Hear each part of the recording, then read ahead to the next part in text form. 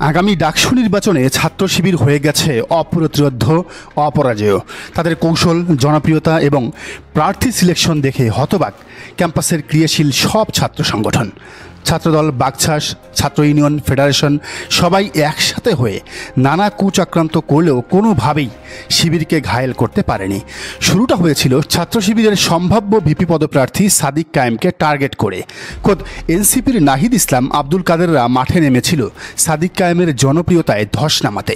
নাহিদ ইসলাম হঠাৎ করেই বলল, সাদিক কায়েম সমন্বয়ক ছিল না, সে মিথ্যুক, মিথ্যা পরিচয় দিয়ে এতদিন চলেছে। আব্দুল কাদের আবার বলল, সাদিক কায়েমরা ছাত্রলীগ, কারণ সে ছাত্রলীগকে মামলা থেকে বাঁচানোর জন্য সুপারিশ করেছে। কিন্তু কোনো কাজই হলো না। পরে দায়িত্ব নিল ছাত্রদল।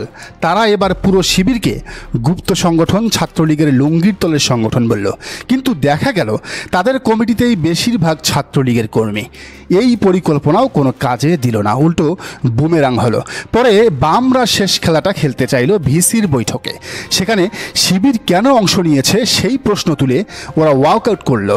শিবিরকে বহিষ্কার করার দাবি জানালো, ডাকসুতে যেন শিবির কোনোভাবেই অংশ নিতে না পারে সেই দাবি জানালো। কিন্তু তাতেও কোনো কাজ হলো না। তো এই যখন পরিস্থিতি, তখন এরা সবাই এবার একজোট হলো। শোনা যাচ্ছে সাদিক কায়েম, এস এম ফরহাদ আর ছাত্রী সংস্থার সাবিকুন্নাহার তামান্নাদের হারাতে ছাত্রদল, বাকছাস এবং বাম ছাত্র সংগঠন মিলে একটা প্যানেল দেবে। সেক্ষেত্রে ভিপি পদে বাকছাসের আব্দুল কাদের কিংবা আবু বাকের মজুমদার, ছাত্রদল থেকে জিএস পদে তানভীর বাড়ি হামিম কিংবা মানসুর আলম, আর এজিএস পদে ছাত্র ইউনিয়নের মেঘমোল্লার বসুকে মনোনয়ন দেওয়া হতে পারে। তবে শেষমেশ ছাত্রদল যদি জোটে না থেকে একক প্রার্থী দেয় বা ইলেকশন বয়কট করে, সেক্ষেত্রে জিএস পদে বহুল আলোচিত উমামা ফাতেমাকে মনোনয়ন দেওয়া হবে। ঘটনা যাই হোক, তাদের টার্গেট একটাই, শিবিরকে কোনোভাবেই ডাকসুতে জিততে দেয়া যাবে না। এই একটা ব্যাপারে ছাত্রদল, বাকছাস, বাম, রাম সব এক কাতারে। কিন্তু শিবির যে কি পরিমাণ শেয়ানা তা এরা জানে না। টিএসসির জুলাই প্রদর্শনীতে তাদের কৌশল তো দেখাইছেই, এবার ডাকসুতেও তারা ভিন্ন কৌশল নিয়েছে। Dope test. হ্যাঁ, শিবির দাবি তুলেছে ডাকসুতে যারা ভোট করবে, মানে প্রার্থী হবে, তাদের এই ডোপ টেস্ট করাতেই হবে।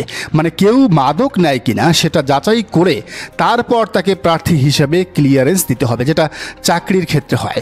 ভাই রে ভাই, এই এক টোটকাতেই সবগুলো ধরা। বিশেষ করে ছাত্রদল, বামরা আছে মহা আতঙ্কে, কারণ এদের প্যানেলে জীবনে কখনো মাদক সেবন করেন নাই, মদ গাঁজা খান নাই, এমন প্রার্থী পাওয়া মুশকিল। যদি শেষমেশ এটার বাস্তবায়ন ঘটে, মানে এই দাবির যদি বাস্তবায়ন ঘটে যেমনটা রাজশাহী বিশ্ববিদ্যালয়ে ঘটেছে, তাহলে শিবির ছাড়া অন্য কোনো দলের প্রার্থী পাওয়াটাই মুশকিল হয়ে যাবে। মানে শিবিরের কৌশলটা কি বুঝতে পারছেন? এজন্যই হয়তো পিনাকি ভট্টাচার্য বলেছেন, আগামী 50 বছর বাংলাদেশের রাজত্ব করবে ছাত্র শিবির। নবনীতা চৌধুরী, ব্যারিস্টার শামীম হায়দার পাটোয়ারি, গোলাম মাওলা রনি, এমনকি বিএনপির মহাসচিব মির্জা ফখরুল্লাহ হয়তো এজন্যই শিবিরকে স্মার্ট সংগঠন হিসেবে আখ্যা দিয়েছেন। শেখ হাসিনা এজন্যই তাদের এতটা ভয় পেত। তো এ ব্যাপারে লেখক লাবিব হাসান দারুণ একটা মতামত দিয়েছেন। তিনি লিখেছেন, ডাকসু নির্বাচনে যারা প্রার্থী হবেন তাদের ডোপ টেস্ট করানোর একটা দাবি উঠেছে। আমার মনে হয় এটি খুবই অসাধারণ একটি উদ্যোগ হবে। শিক্ষার্থীরা যাকে নির্বাচিত করবে তিনি মাদকাসক্ত কিনা এটা জানার অধিকার অবশ্যই তাদের থাকা উচিত। এই উদ্যোগটি শুধু ডাকসুতে নয়, গোটা বাংলাদেশের সকল ছাত্র সংসদ নির্বাচনেই নেওয়া উচিত। একজন শিক্ষার্থী মাদকাসক্ত হওয়ার অর্থ হলো তিনি নৈতিকভাবে আর শিক্ষার্থীদের প্রতিনিধি হবার যোগ্যতা রাখেন না। তার দ্বারা যে কোনো অনৈতিক কাজ সংগঠিত হওয়া সম্ভব। আর আমানতের খেয়ানত হওয়া তো আরও বেশি করে সম্ভব। নেতৃত্ব একটি আমানত। শিক্ষার্থীরা কেমন চরিত্রের মানুষের কাছে এই আমানত গচ্ছিত রাখতে যাচ্ছেন তা পূর্বেই জেনে নেওয়া একটি অত্যন্ত বুদ্ধিমানের কাজ। শিবির এই দাবিটা করে অবশ্যই ভালো করেছে। এখন প্রশ্ন, ছাত্র সংগঠনগুলো এই উদ্যোগ বাস্তবায়নের সম্মতি দেবে কিনা? উত্তর হলো না, কখনোই তারা দিবে না।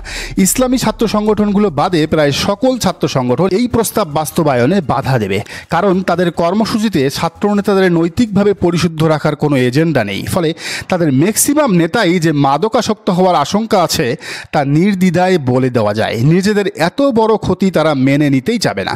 অন্যদিকে ইসলামী ছাত্র সংগঠনগুলোর প্রধান এজেন্ডাই হলো সর্বস্তরের জনশক্তি শক্তিকে নৈতিকভাবে পরিশুদ্ধ করে তোলা।